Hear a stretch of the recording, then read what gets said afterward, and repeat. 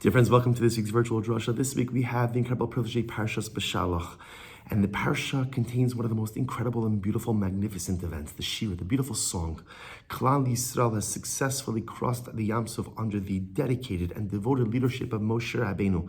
Kadosh Baruch Hu told Moshe Rabbeinu, Daber b'nei Yisrael v'yiso, tell the people to go, and they went. And we followed Moshe Rabbeinu into the raging sea. And we come out to the other side, we see the Egyptians totally decimated. Klal Yisrael so overwhelmed by the enormity of what they have experienced that they launch into spontaneous shira. They launch into song.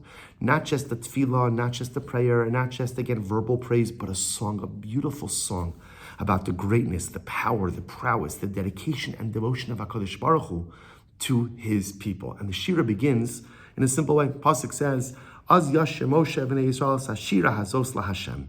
Then Moshe and the children of Israel, Bnei Yisrael, sang this song to HaKadosh Baruch Hu. And the Mefarshim, the commentaries point out something very interesting.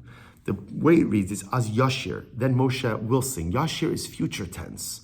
Why does it say, Az Yashir, Moshe will sing? Why not instead say, Az Shar? Then Moshe and Klal Yisrael sang, present tense, to HaKadosh Baruch Hu. Why phrased? In the future. And the Gemara Masechah Sanhedrin provides an incredible and overwhelming answer. The Gemara writes, this is in Sanhedrin Sadik Aleph Amud Beis 91b. The Gemara says, Tanya, I'm Rabbi Meir.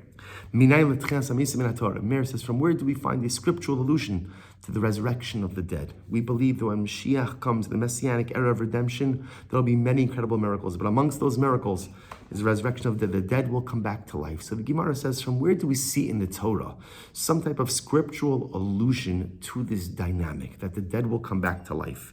Shene'emar, because the pasuk says, Az Yashir Moshe u'Bnei Yisrael. It says future tense. Then, in the future, Moshe and Bnei Yisrael will sing. Shar lo ne'emar. It doesn't say they sang present, rather Ella Yashir. Future tense, mikan letrias hamesim min haTorah. From here is a scriptural allusion to resurrection of the dead. So the Gemara seems to be saying is like this, that as much as Moshe and Klal Yisrael are singing an ode, a song of thanksgiving to HaKadosh Baruch Hu for this incredible deliverance, there's going to be another song that Klal Yisrael is going to sing. There's going to be a future song. Az Yashir, we will sing again in the future. And when will we sing, says the Gemara?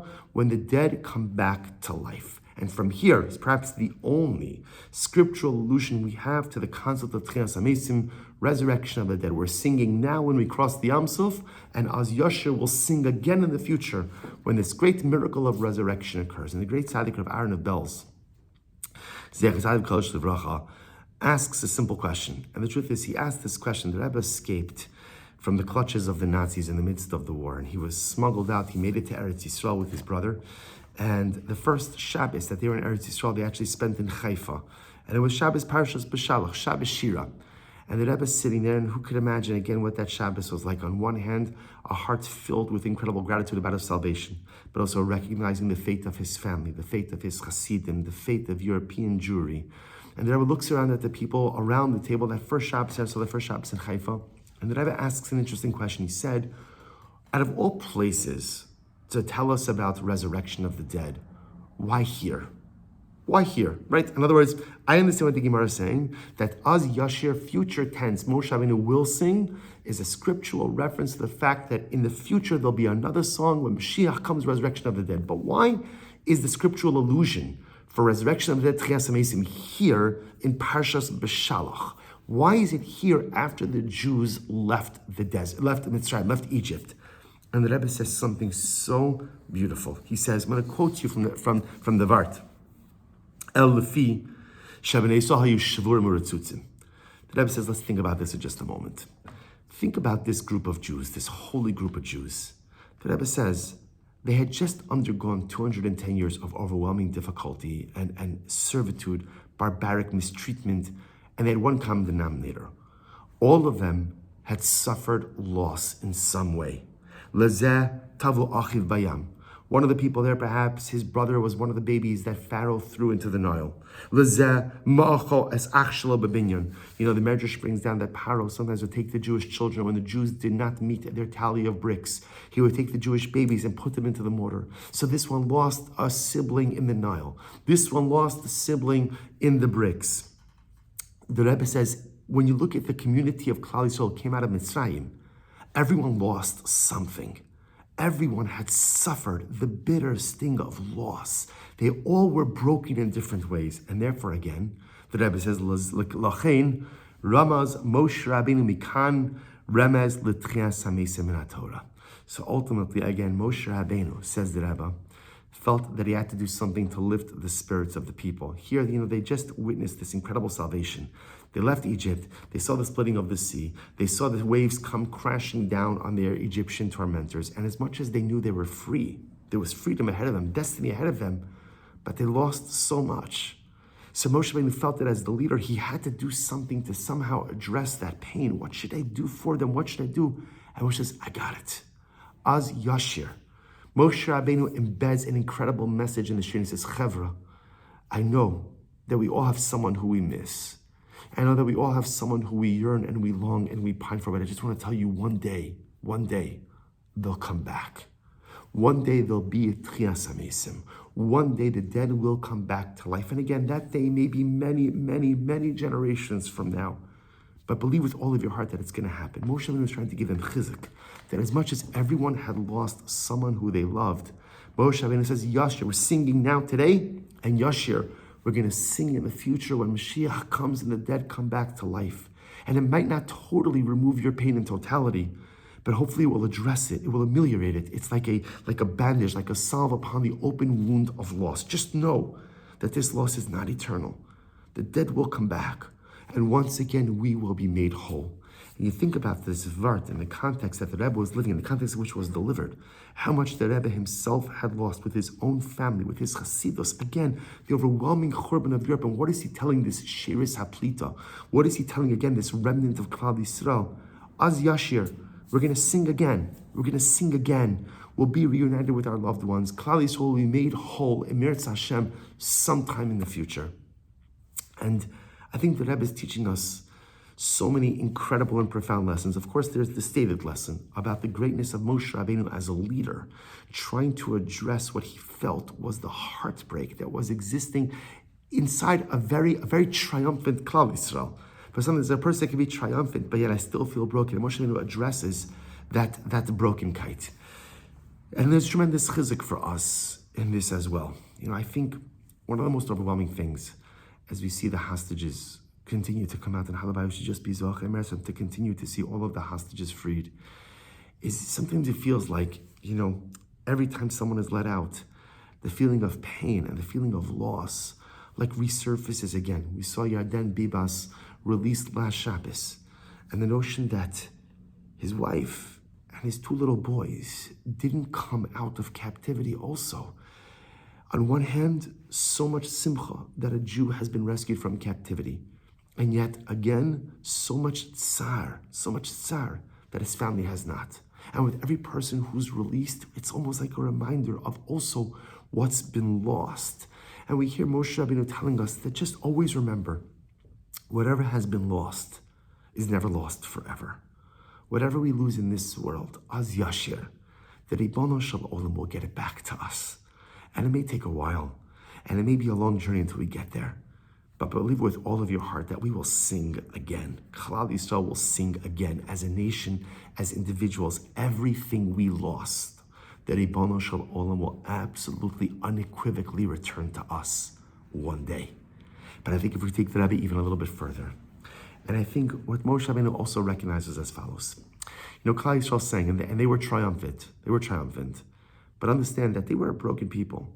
210 years of slavery, 210 years of dehumanization has a long-lasting effect on the psyche. And we know the story of our people in the desert is that you can take the Jews out of Egypt, but it's much more difficult to take Egypt out of the Jews. If you look at all the times we messed up in the desert, all the rebellions, all the complaints, it was all because we were broken on the inside. We were just broken. And perhaps as Moshe Rabbeinu was telling Klal Yisrael in this pivotal moment, as they stood by the banks of the Red Sea, right? Egypt was done.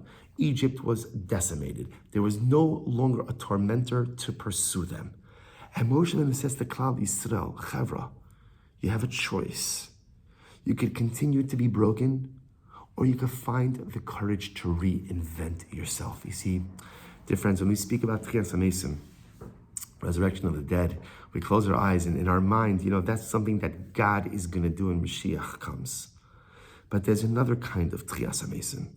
The other kind of Tchias HaMesim is a personalistic resurrection. There are times in life that I feel dead. There are times in life that I feel dead on the inside. There are times in life that I feel broken in a million different pieces. And in those moments, I have to make a choice. I could remain in that broken state, or I can resurrect myself. I could rebirth myself. I could recreate myself. And perhaps what the Belzer Rebbe was saying is that that's what Moshe Rabbeinu was telling Klal Yisrael. So, Chavra, I got it. We all lost someone.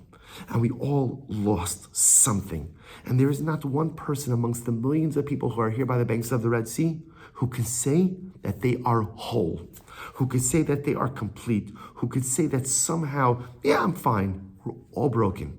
We're all compromised. We all carry around our peckle. We've all lost someone or something within ourselves, or someone and something. So what do you want to do? What do you want to do? Moshe Rabbeinu says, you know what? One day, HaKadosh Baruch Hu is going to perform an incredible miracle of Tchias HaMesim. One day he's going to resurrect the dead. But Chevra, tell you a little secret. There's something even greater than HaKadosh Baruch Hu's Tchias HaMesim. There's something even greater than God's resurrection, because God is God. HaKadosh Baruch Hu is HaKadosh Baruch Hu. He could do anything and everything. So the fact that today Moshe Rabbeinu could bring the dead back to life, you'll excuse me, so what? I'm not impressed. God could do anything. If he could breathe life into man, he could bring the dead back to life. That's not so great. HaKadosh Baruch Hu could do anything. I'm not awed by that. You know what the greatest miracle is? The greatest miracle is the Tchias HaMesim we do for ourselves. The ability to resurrect the self. The ability to be broken and compromised and shattered, and to pick up the pieces and to rebuild. That is the greatest miracle. And Moshe Rabbeinu says every single time you do a personal Tchias HaMesim, Az Yashir Moshe, there's a Shira. Because the greatest song that is heard in the entire universe is when a person decides to resurrect themselves. Every single time in life, I am broken and I pick up the pieces and I put them back together, even if they're not perfect. But the act of resurrection, Az Yashir, that is the greatest song that is heard in the entire cosmos, the song of personal resurrection. And so it turns out that Moshe Rabbeinu at the banks of the Red Sea was telling us two dramatic lessons. On a national level, he was saying, Chevra, we've all lost someone, but just know that the people you love are never lost to you forever. The great day will come when we will be together once again, Ki ish echad b'lev echad, one nation with one heart. The dead will come back to life, our families will become intact, and we will become whole with our loved ones. And on a personal level, Moshe Rabbeinu is saying, I got it, we're all broken in so many different ways, but you don't have to stay broken. You can engage in the great miracle of personalistic resurrection. Make yourself into someone new. Pick up the pieces and recreate. And whenever you fall apart in life, which we all do, it doesn't take 210 years of servitude to bring me to my knees. And it doesn't take 210 years of servitude to shatter me in a million different pieces. A lot less in life does that to us. And we all experience it. Moshe Rabbeinu says, so tap into the miracle of Tchias HaMesim. Tap into the miracle of personalistic resurrection. And when you find yourself broken and incomplete, collect the pieces and resurrect yourself. Wishing everyone a good night of Shabbos and a beautiful Shabbos Kodesh.